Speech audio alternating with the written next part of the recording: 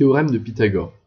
Donc cette vidéo a pour but de présenter le théorème de Pythagore au niveau 4e. On commence tout de suite avec le grand 1 et on va parler de triangle rectangle. Puis avec quelques définitions. La première qui dit qu'un triangle rectangle est un triangle qui possède un angle droit. C'est un rappel, on va le dessiner dans la leçon. Donc on va faire un triangle rectangle qu'on va appeler ABC et on va bien sûr ne pas oublier le codage qui permet d'indiquer que ce triangle est rectangle ici en A. Une autre définition, c'est celle de l'hypoténuse. Donc l'hypoténuse ici, vous voyez clignoter, c'est le côté situé en face de l'angle droit. C'est aussi le côté le plus long. Donc ce triangle, on va dire qu'il est rectangle en A, et son hypoténuse, c'est BC. Donc c'est le côté directement en face de l'angle droit, et c'est également le côté le plus long du triangle rectangle. Toujours. Donc petit rappel, la somme des angles de n'importe quel triangle vaut 180 degrés. Donc en conséquence, les deux angles aigus d'un triangle rectangle, que vous voyez ici en rouge et en bleu, sont complémentaires. Qu'est-ce que ça veut dire complémentaire? Ça veut dire que leur somme vaut 90 degrés. Donc c'est assez logique, puisque si la somme des trois angles que vous voyez ici sur cette figure vaut 180 degrés, si vous enlevez l'angle de 90 degrés au sommet A, il reste 90 degrés répartis sur l'angle ici au sommet B et l'angle au sommet C. On va ensuite passer au grand 2 avec le théorème de Pythagore. Donc c'est un théorème très important qu'on aborde ici en 4e et que vous réaborderez en 3e. Donc l'énoncé est assez simple, donc on va l'écrire, théorème de Pythagore. Donc l'énoncé dit que si un triangle est rectangle, alors le carré de la longueur de son hypoténuse est égal à la somme des carrés des longueurs des deux autres côtés. C'est un énoncé assez court, mais assez riche, il dit pas mal de choses. La première chose qu'il dit, c'est qu'il faut s'intéresser à un triangle rectangle. Si votre triangle n'est pas rectangle, donc il n'a pas d'angle droit, Pythagore ne s'applique pas.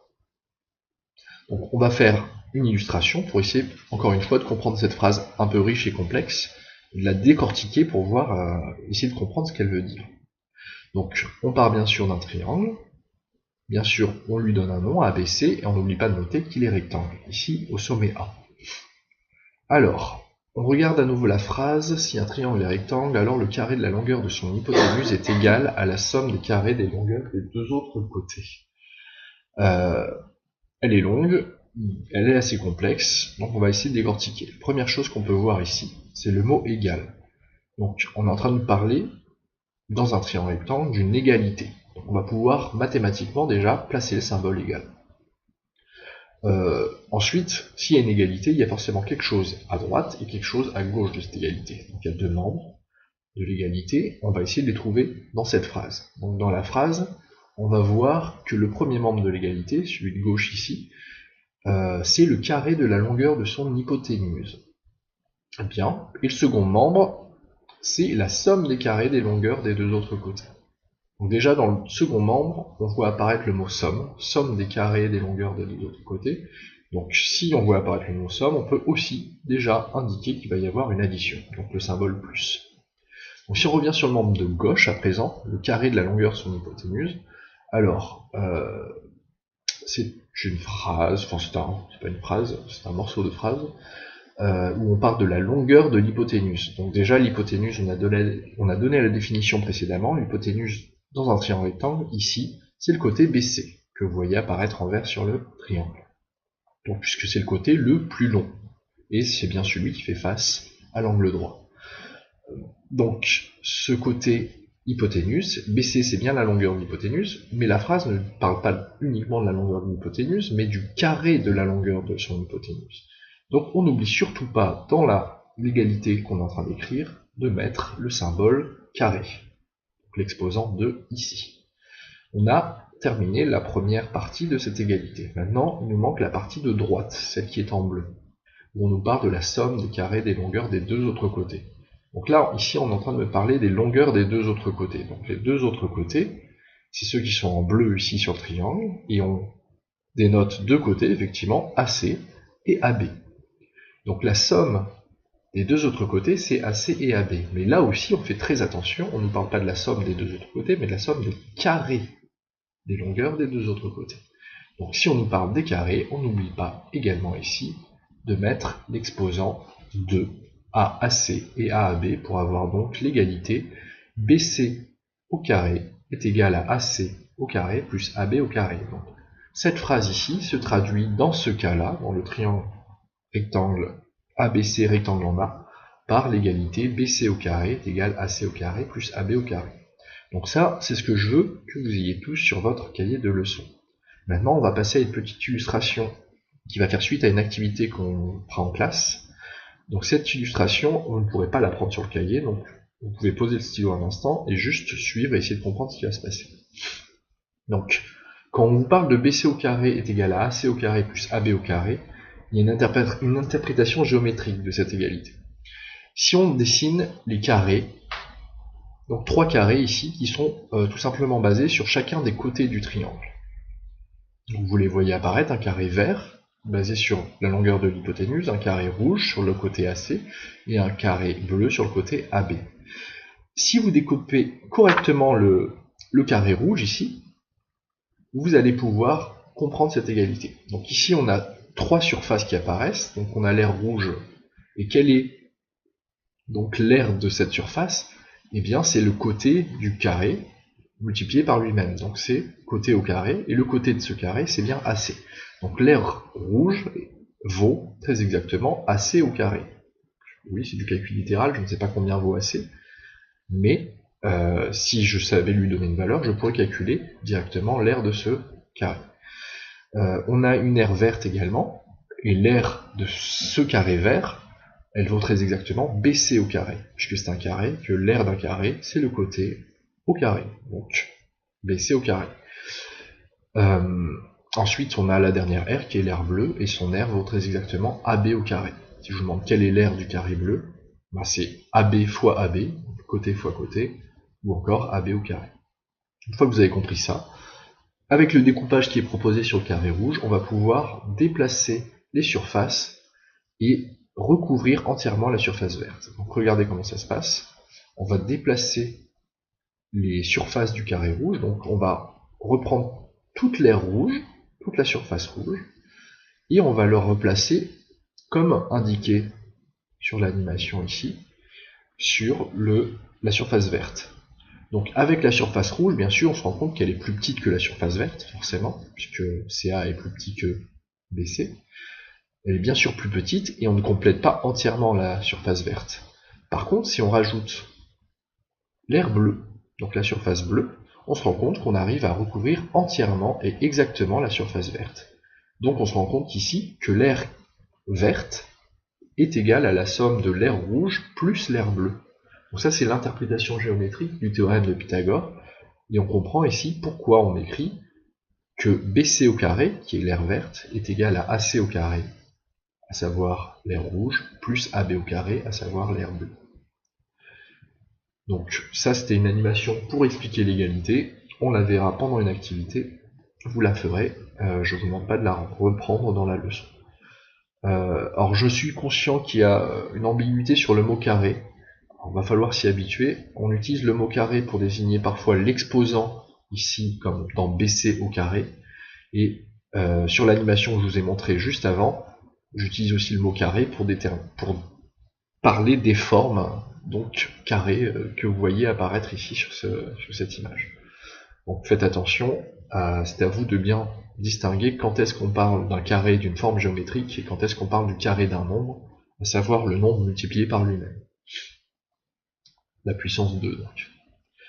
Bien, donc voilà pour ce théorème de Pythagore. Petite remarque, à quoi ça sert le théorème de Pythagore?